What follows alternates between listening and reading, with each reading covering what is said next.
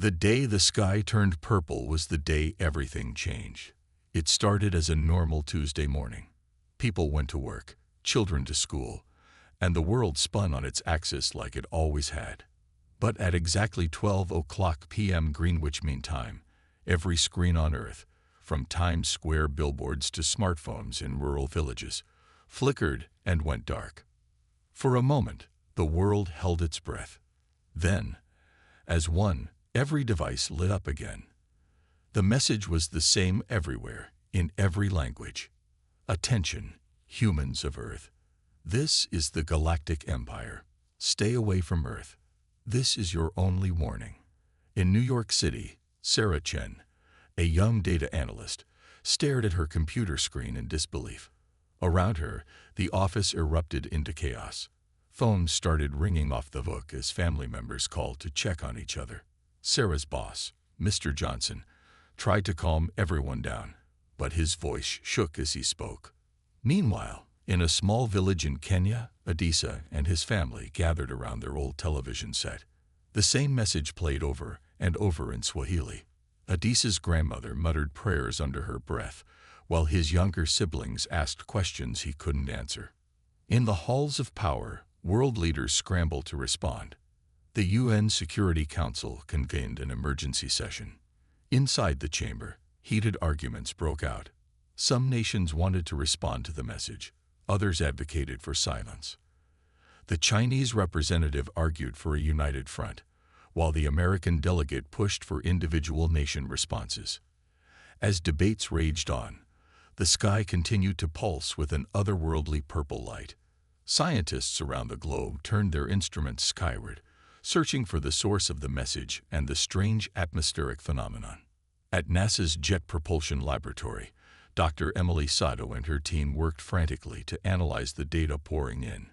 "It's like nothing we've ever seen before," she muttered, eyes glued to her computer screen. "The energy readings are off the charts." Back in New York, Sarah found herself drawn to the window. The streets below were chaos. People ran in all directions, some trying to get home, others just running. A group had gathered in the middle of the street, holding signs that read, "The end is near," and "Repent now." As night fell, the purple glow intensified. In London's Trafalgar Square, thousands gathered, holding candles and singing hymns.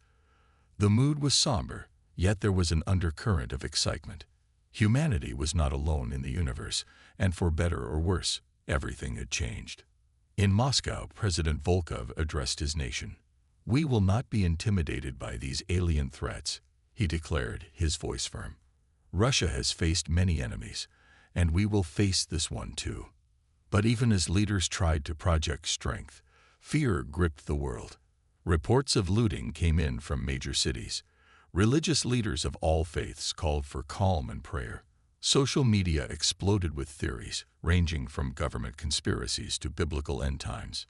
In a secret bunker deep beneath the Pentagon, General Laura Harper briefed the President of the United States. "Sir, we've detected no ships, no craft of any kind. Whatever sent this message, it's beyond our current understanding of technology." The President nodded grimly. "And the warning itself? Stay away from Earth. What do you make of that, General?" Harper hesitated. "It implies we've done something, or we're about to do something, that this galactic empire doesn't like. But sir, we haven't even left our own solar system yet." As dawn broke the next day, the purple sky faded back to blue. But the world had changed irrevocably. Humanity faced a new reality. They were not alone, and they were not welcome in the wider galaxy. In her New York apartment, Sarah Chen looked out at the city skyline. For the first time in her life, she felt small, insignificant in the face of the vast, apparently hostile universe. But as she watched the sun rise, a flicker of determination sparked within her. Whatever this galactic empire was, whatever their warning meant, humanity would face it together. The warning had been delivered. Now, the real challenge began. In the days following the Galactic Empire's warning, the world teetered on the edge of chaos. Governments struggled to maintain order as people grappled with the new reality. In Washington, D.C., President Thompson addressed the nation. His face, usually confident and composed, showed signs of strain. "My fellow Americans," he began, "we face an unprecedented situation, but we will face it together, as we have faced every challenge in our history." Meanwhile, the United Nations headquarters in New York became the center of global attention. Representatives from every nation gathered for an emergency session that lasted for days. The debates were heated and often went in circles. "We must respond to this empire," thundered the Russian delegate, pounding his fist on the table. "And say what?" countered his Chinese counterpart. "We don't even know who or what we're dealing with." In the end, they agreed on only one thing. The global task force would be formed to investigate the warning and prepare for possible future contact. Outside the UN building, crowds gathered day and night. Some held signs welcoming the aliens, while others demanded immediate action against the perceived threat. Police struggled to keep the peace as tensions ran high. In laboratories around the world, scientists worked around the clock. At CERN in Switzerland, physicists analyzed data from the day of the warning, searching for any clues about the technology behind it.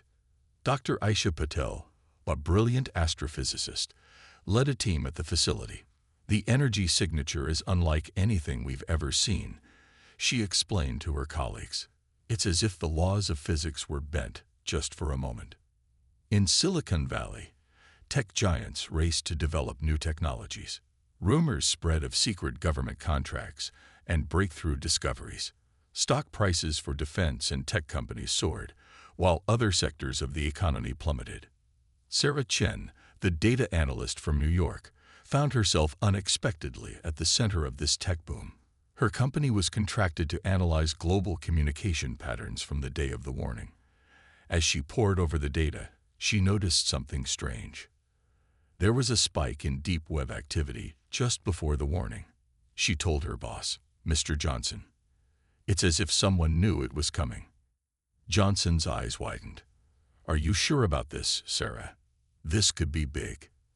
As Sarah dug deeper, she realized she might be onto something much bigger than she had imagined. In Kenya, Adisa's village had become a hotspot for tourists and journalists. People came from far and wide to hear about the first contact site. Adisa's family struggled with the sudden attention. "We don't know anything more than anyone else," Adisa told a persistent reporter. The message came, and that was it. But late at night, when the visitors had gone, Adisa's grandmother would tell stories.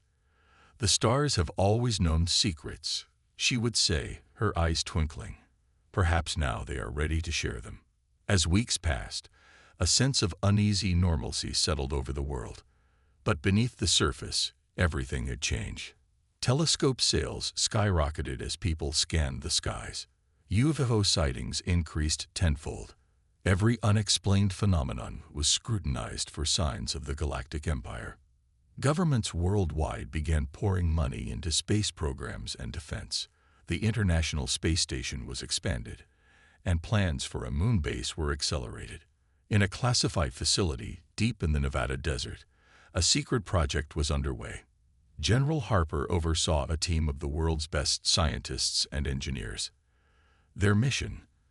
To understand and possibly replicate the technology behind the warning. "We're dealing with capabilities far beyond our own," Harper briefed her team. "But humanity has always risen to challenges. We'll figure this out."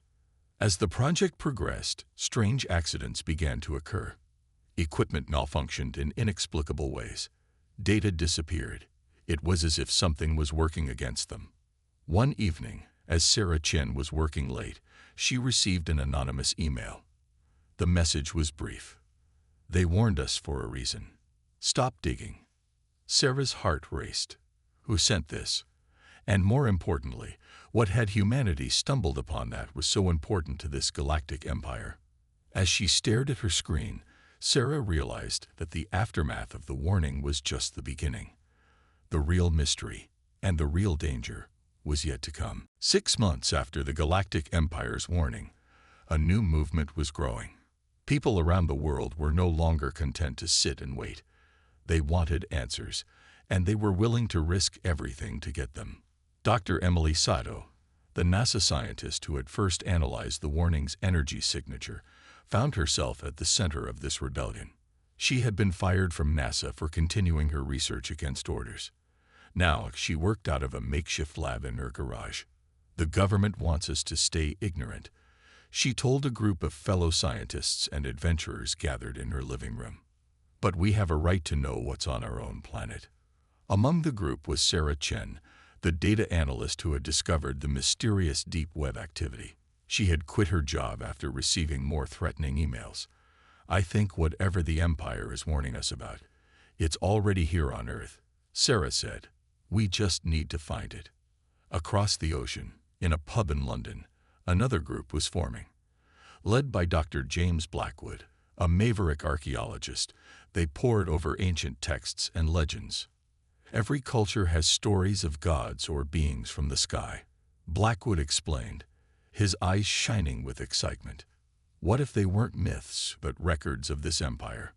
In the Kenyan village where the warning had first appeared, Adisa had started his own investigation. He interviewed elders, collecting old stories that spoke of star people and hidden caves. One night, as Adisa was transcribing his notes, his grandmother came to him. "There is a place," she whispered, "deep in the forest. The elders say it has always been forbidden. Perhaps now is the time to see why." As these rebel groups formed around the world, they faced increasing opposition. Governments, fearing retribution from the Galactic Empire, cracked down on what they called dangerous speculation. In China, a group of students was arrested for hacking into government servers, searching for information about the warning. In Russia, a TV station was shut down for airing a documentary about ancient astronaut theories.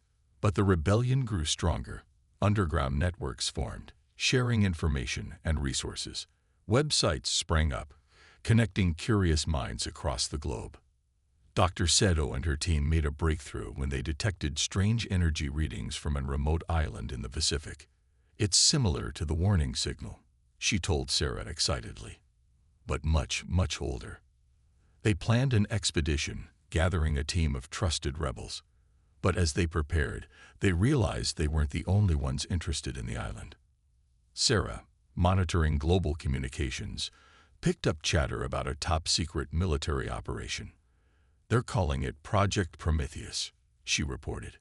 "I think they're going to the island too." In London, Dr. Blackwood's team deciphered an ancient Sumerian tablet. "It speaks of a key to the stars," he told his colleagues, his voice trembling with excitement. "Hidden by the gods to protect humanity." As Blackwood shared his findings in a secure online forum, a user named Starkchild responded, "The key is real. I've seen it, but we're not the only ones looking." In Kenya, Adisa followed his grandmother's directions deep into the forest.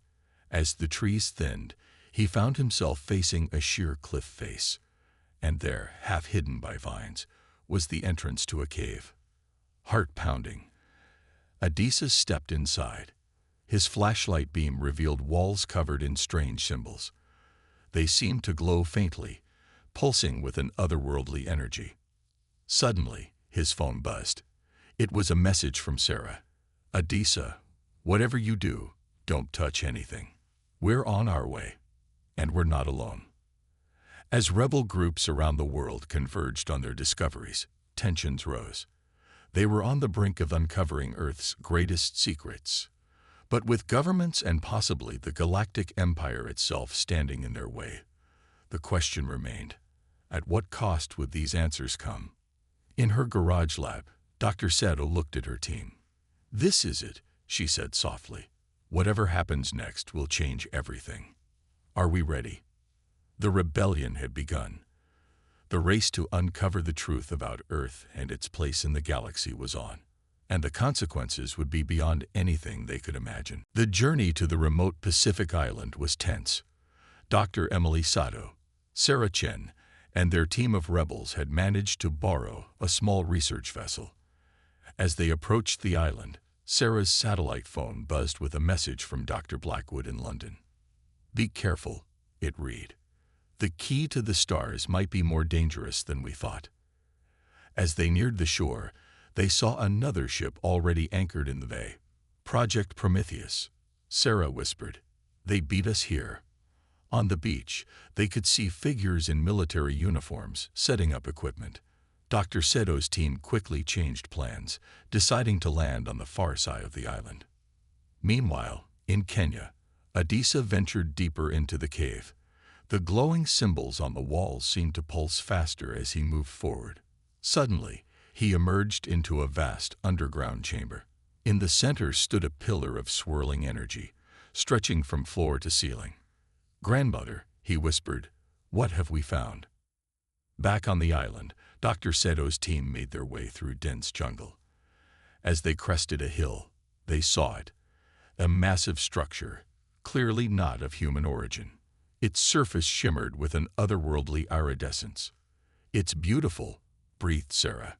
"And terrifying," added Dr. Seto. As they approached, they saw the military team already at the structure's base, trying to force their way in. Suddenly, a blinding light erupted from the building, engulfing the soldiers. When the light faded, the military team was gone. In their place stood a holographic figure, tall and alien. Humans, it spoke, its voice resonating in their minds rather than their ears. "You have ignored our warning." Dr. Seto stepped forward, her voice shaking but determined. "We seek knowledge, not conflict. Please, help us understand." The figure seemed to consider this. "Very well. Enter and learn the truth of your world." As they stepped inside, the structure came to life. Holographic displays filled the air, showing images of Earth's history, but not the history they knew. They saw great civilizations rise and fall, guided by beings from the stars. They saw humanity uplifted, then cast down when they grew too ambitious. And they saw the Galactic Empire, watching from afar, intervening only to prevent humanity from reaching the stars. "Earth is special," the alien voice explained. "It is a crucible, a testing ground for species across the galaxy. You were placed here, nurtured, and observed. But now you approach a critical juncture." In London, Dr. Blackwood's team made a breakthrough of their own. Decoding more ancient texts, they realized the key to the stars wasn't an object, but knowledge, the understanding of faster-than-light travel. "My God," Blackwood muttered. "If this is true, it changes everything we know about physics." In the Kenyan cave, Adisa reached out to touch the pillar of energy. As his fingers brushed its surface, knowledge flooded his mind. He saw the universe as it truly was, a vast network of interconnected civilizations, with Earth isolated by choice of the Galactic Empire. Back on the island, Dr. Seto and Sarah absorbed the shocking truth about humanity's origins and purpose. "But why warn us now?" Sarah asked the hologram. "Because you stand on the precipice of a great discovery," it replied. "The knowledge hidden on your world could elevate you to the stars, or destroy you entirely." Suddenly, alarms blared. The hologram flickered. "The Empire approaches," it said urgently. "You must choose, remain in isolation, or risk everything for the stars." As the team rushed out of the structure, they saw a massive ship descending from the sky. The Galactic Empire had returned. Dr. Seto looked at her team, then at the approaching ship. "We've come too far to turn back now," she said. "Whatever happens next, we face it together." As the Empire ship landed, teams around the world, Adisa in Kenya, Blackwood in London, and others, felt a surge of energy. Something was changing. The truth was out, and Earth would never be the same. The discovery was made. Now, humanity had to decide what to do with it, and face the consequences of defying the Galactic Empire's warning. As the Galactic Empire's ship touched down on the remote Pacific island, the world held its breath. News of the alien arrival spread like wildfire, despite government's attempts to control the information. Dr. Emily Sato and her team stood their ground as a group of tall, silvery beings emerged from the ship. Their leader, An imposing figure with eyes that seemed to glow addressed them. "Humans," the alien's voice boomed, "you have defied our warning. The consequences will be severe." But before Dr. Sato could respond, a hologram appeared between them. The same entity from the ancient structure. Empire. It said, "These humans have earned the right to know. The experiment is over." Confusion spread across the faces of both humans and aliens. This wasn't part of anyone's plan. Meanwhile, in Kenya, Adisa emerged from the cave, his mind reeling from the knowledge he had gained. He found his village in chaos. Half the people were packing to leave, fearing alien invasion. The other half were celebrating, believing enlightenment had come. Adisa's grandmother approached him, her eyes knowing. "You've seen it, haven't you? The truth." He nodded, unable to put into words the vastness of what he had learned. In London, Dr. Blackwood's team worked frantically to spread their discoveries. They faced opposition from their own government, which was trying to maintain order by suppressing information. "The people have a right to know," Blackwood shouted as police broke into his lab. But as they tried to arrest him, something strange happened. The officer's equipment failed, and Blackwood's team slipped away, seemingly protected by an unseen force. Back on the island, the situation was tense. The Empire's leader demanded the humans be contained, but the hologram stood firm. "The humans are part of a greater plan," it explained. "One that even you, mighty Empire, are but a part of." This revelation sent shockwaves through both groups. Sarah Chen, standing beside Dr. Sato, felt a sudden clarity. "It's all a test, isn't it?" she said. "Humanity, the Empire, all of us." The hologram nodded. "The universe is vast and full of wonders, but it is also dangerous. Only those who can overcome their fears and divisions are ready to join the galactic community." As this conversation unfolded, it was broadcast across the Earth. People everywhere watched in awe as humanity's place in the universe was revealed. But not everyone reacted positively. In many places, conflict erupted. Some embraced the new reality, while others rejected it violently. Governments struggled to maintain control as their authority was questioned. In Washington, D.C., President Thompson faced a divided cabinet. "We can't just submit to this test," the defense secretary argued. "We need to assert our independence and risk destruction," countered the Secretary of State. "We need to proceed carefully." As debates raged, strange events began occurring worldwide. Technology acted in unexpected ways. People reported sudden insights and abilities. It was as if the knowledge hidden on Earth was awakening. Dr. Sato, watching this unfold, turned to the Empire's leader. "You didn't just want us to stay away from Earth," she realized. "You wanted to keep Earth's power for yourselves." The alien leader's expression confirmed her suspicion. "This world holds the key to universal dominance," it admitted. "We sought to protect you by keeping you ignorant. But it was never your choice to make," the hologram interjected. "The time has come for humanity to choose its own path." As night fell, the world was divided. Supporters of joining the galactic community clashed with those who wanted to remain isolated. The Empire's ships hung in the sky, a constant reminder of the larger forces at play. In this chaos, Dr. Sato and her team realized they held a crucial role. They had started this journey seeking knowledge, and now they had to help humanity navigate its consequences. "We opened Pandora's box," Sarah said, looking at the conflicts erupting across the globe. Dr. Sato nodded grimly. "And now we have to deal with what comes out, for better or worse." As the conflict spread, it became clear that the next few days would determine not just the fate of humanity, but potentially the entire galaxy.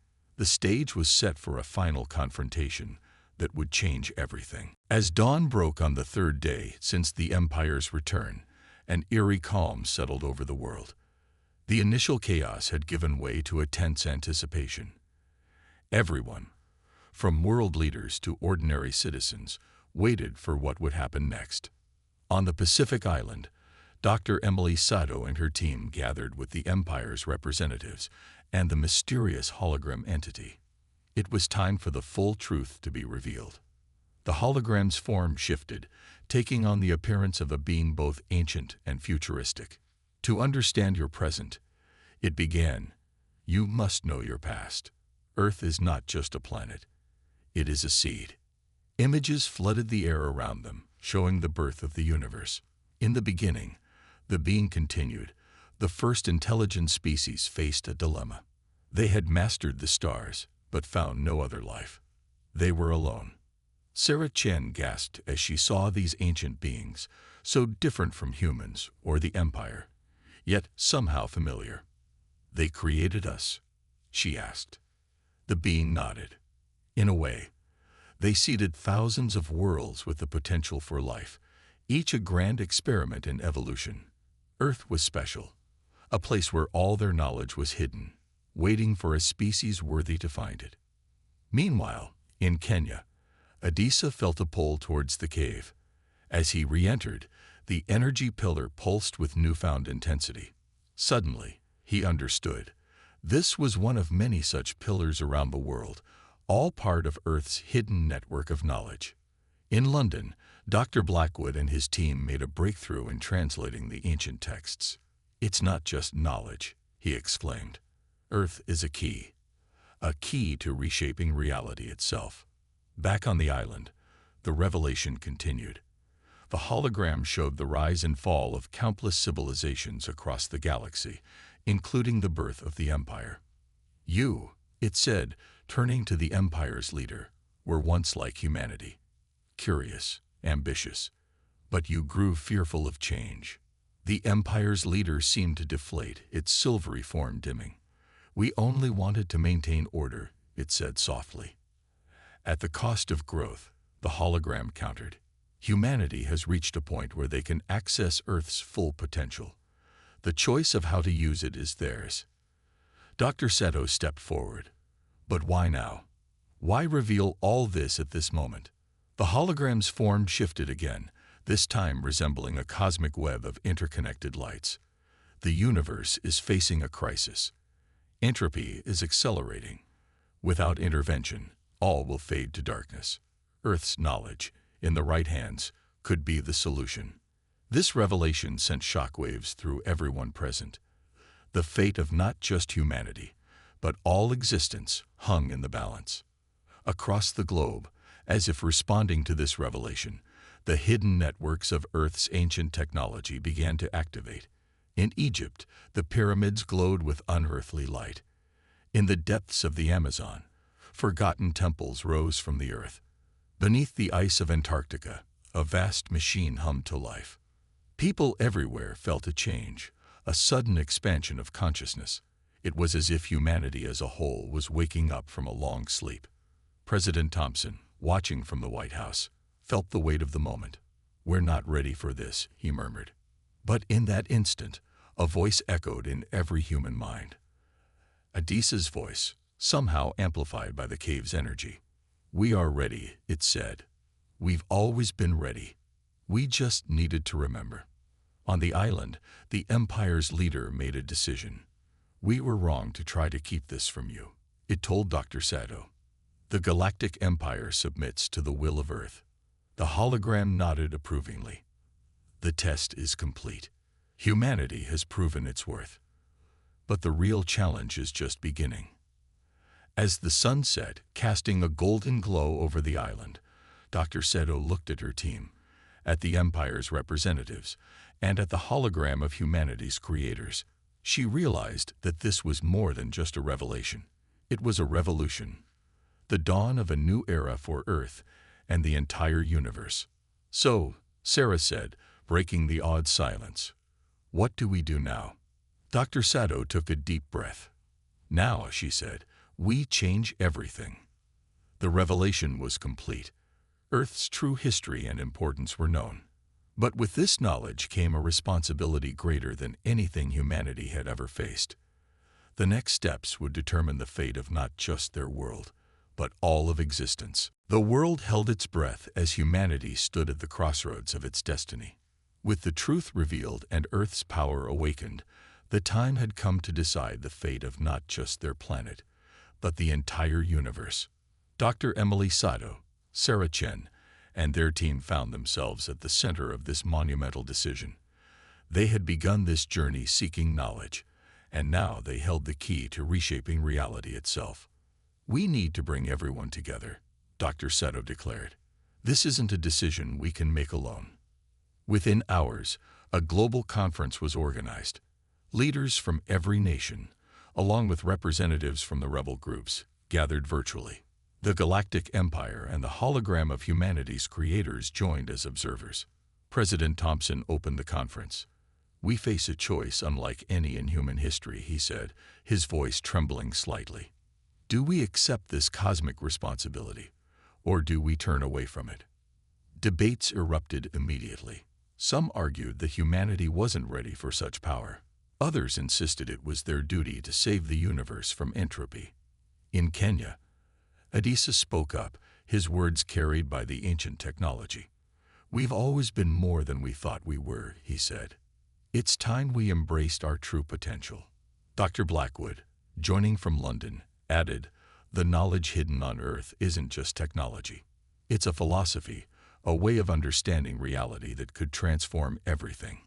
As discussions continued, strange events unfolded worldwide. The hidden networks of Earth's ancient tech pulsed with energy. People reported spontaneous healings, flashes of universal understanding, and even instances of matter manipulation. Sarah, monitoring global communications, gasped.